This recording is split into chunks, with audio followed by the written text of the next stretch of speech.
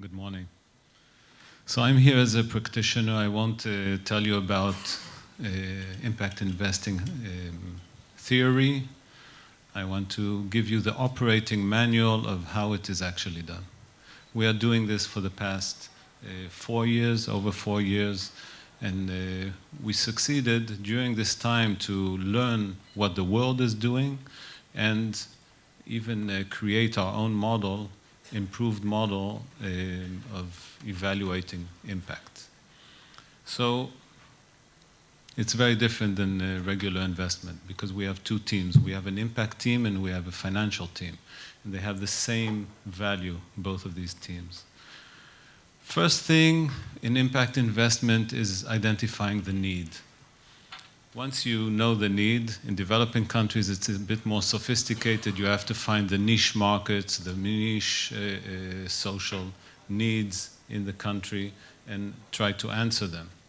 In my case, that is the easiest of all because Africa, you arrive there and you immediately see that they need everything. They need education, water, energy, housing, food security. Everything is required.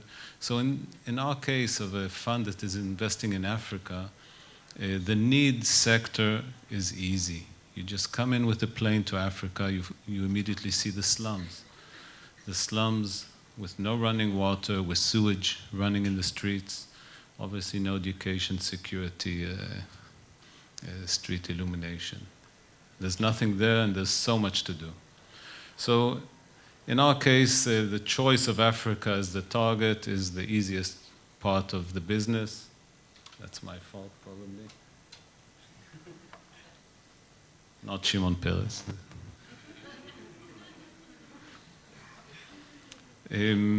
But from there on, once we found the need in Africa, from there on things become tough and more difficult. So we find, for example, I'll run through one example all the way, which is urban development, which is a huge need in Africa. So once we find this need, if you look here on the graph, you can see the growing population of Africa and the growing, tremendously growing population in the urban areas. People are moving to cities. Within a few years, there will be more than 100 cities in Africa with over 1 million people. And people are moving into slums.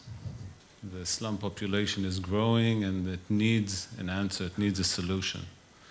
So once we identify this problem, we set up a team and start thinking about how to tackle it, how to deal with it. The team will look for two sides. First side is finding solutions for the specific problem. If it's in urban development, what type of housing does the market need?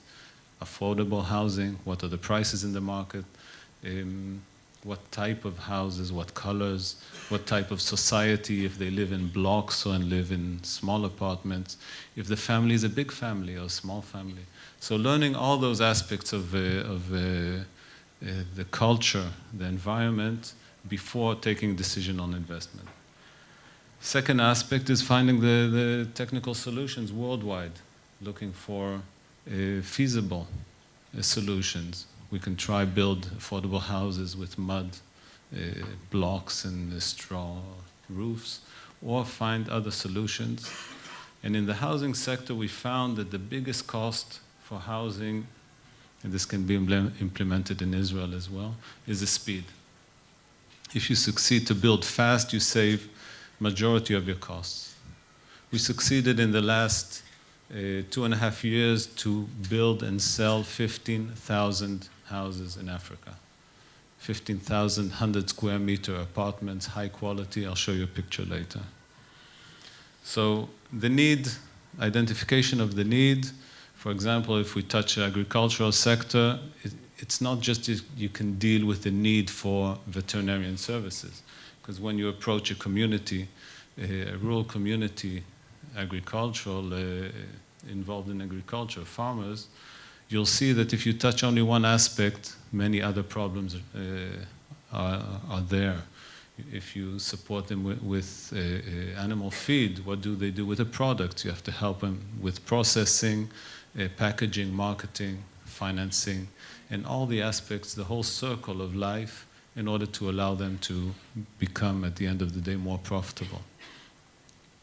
That was stage one, identifying the need. Second stage is finding a local partner. Avinor mentioned that if you want to do large-scale stuff, you have to get involved with or a regional or a government.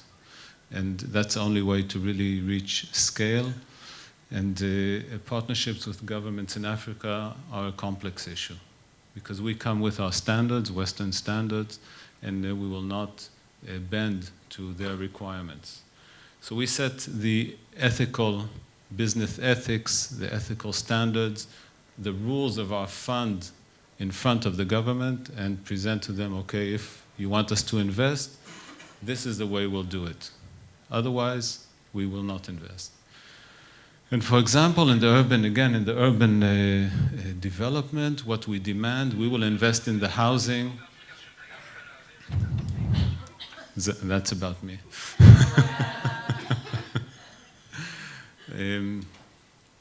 The urban development, we come in and we'll invest in the planning, we'll invest in the housing, in the recreation areas, but the government must provide the utilities, roads, sewage treatment, water, electricity, public buildings, school, and everything related to government responsibility towards the population.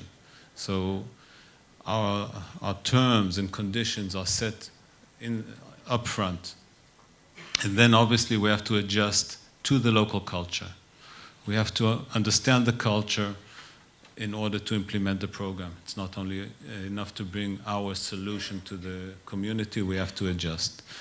And for example, in the agricultural region, we financed offering 5 cows to a family, and we found after a while that these families are giving the cows names, but not just names like we give our pets, but actually names of ancestors.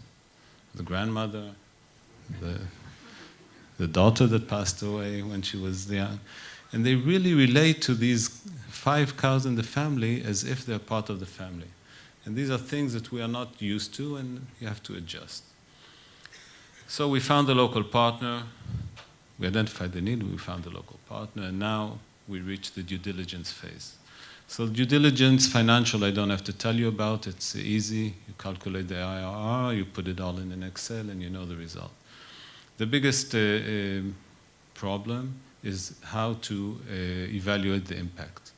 So first stage is we have an impact team, and the impact team will, first of all, screen the opportunities to see if they are considered responsible investments. So that's the first stage. Once it's a responsible investment, then we move to a more detailed analysis, and I'd like to show you the tool. That's the tool. The tool is a diamond. We call it the Vital Impact Diamond. It has 4 areas to be evaluated. Each area is a big list of items. We won't go through them in our short time, but I'll just describe each one of the angles and see how it can, how impact can be evaluated. So first is essentiality. Is this investment essential? If we as Vital do not come there and make this investment, will someone else do it? If the answer is yes, so we don't have to be there. If there are people competing on this investment, we're moving away. It's only in cases where our investment is required that we are willing to invest there. Obviously, the need of the investment is part of the essentiality test. Then we look at the beneficiaries. Are the beneficiaries local? Is it a product for export? Then the beneficiaries are the Western world. Do we answer a need for housing? Do we answer a need for education? Do we answer a need for food security? Those are the beneficiaries of the investment test. Locality is the third angle, which checks how many locals are employed. Can we employ more? Is the production replacing import? Are we improving training skills of the population, which is a long-term advantage? For example, when we speak about investment, if we issue tenders for works, different types of works, it's much cheaper to offer the work to Chinese contractors, especially in Africa today. But we find it much more impactful, obviously, to train, to contract local companies and help them train, improve their skills in order that they can do the work. And eventually, for the long term, they're there, they're staying there. They're not like the Chinese going home later. And the impact mark is much higher in such cases. And the fourth angle is the intrinsic. Is the impact intentional? Is it not a side effect? It's not just a side effect of a good financial investment, but it is an integral part of the investment itself and the investment process. And for example, if we invest more than, if we put more money, will it give higher impact? So I can give you examples. For example, if we invest more in planning, in preparing the work, the result will be much stronger. One of the biggest problems in Africa and the third world is our logistics and skilled work. The more we invest in solving those issues of logistics and skilled workers, the impact is higher and the result is much better. So after we pass the due diligence process, internal due diligence, we create a management team to be involved and hands-on in the field.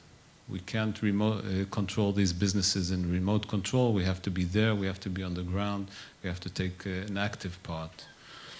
Even the impact team is continuously monitoring, together with financial team, all the different investments. They travel, they go and see, they train the management, they train the employees about all the aspects of the management.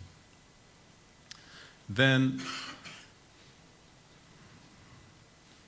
so here there is a graph that shows you the two pre-investment in blue, which is the responsible investment and the vital impact diamond. These are in the due diligence process. And monitoring and measuring, we use basically the tool that is called the B Corp platform, a tool that is called GILS, the Global Impact Investment Rating System. And we we are actually audited by GILS. We present all the companies, the investments we made to GILS. We are rated, and we are rated as a fund. I'll just show you how this looks. The dark blue line is Vital Capital, or the portfolio companies of Vital. You can see that we outperform in all the 5 examples that we brought here, which is the housing, agriculture, energy, water, another water, health, international investment. We outperform the average market, we outperform the emerging market average, we outperform market and sector, all defined by GILS. In Cora, for example, just to get the feeling of the numbers, our investment was over $80 million, and we already, and the size of the sales are over $2 billion. We already returned to investors more than half of what they invested, or what we invested as a fund. So the scale is large when you do stuff with governments. And here you can see the fund itself, the rating that GILS gave us for the 2014. Again, the dark blue is us. We improved from 2012 to 2014, and we are by far leading the average of the market. We are gold rated, and even in the different criteria of portfolio management, investment criteria, and impact, targeted for impact investment, we are really outperforming all the international funds. These are not Israeli funds. This is an international rating system. They're based in New York, and we are definitely leading the impact investing trend in Africa. So thank you very much for your time, and I'll be available to answer questions. I promised you a picture. So these are projects, these are not paintings, these are, no? Can I see, just show the housing. So we are working on 16 sites, building thousands of high quality cities in rural areas in Africa. This is how it looks. It's beautiful. Thank you.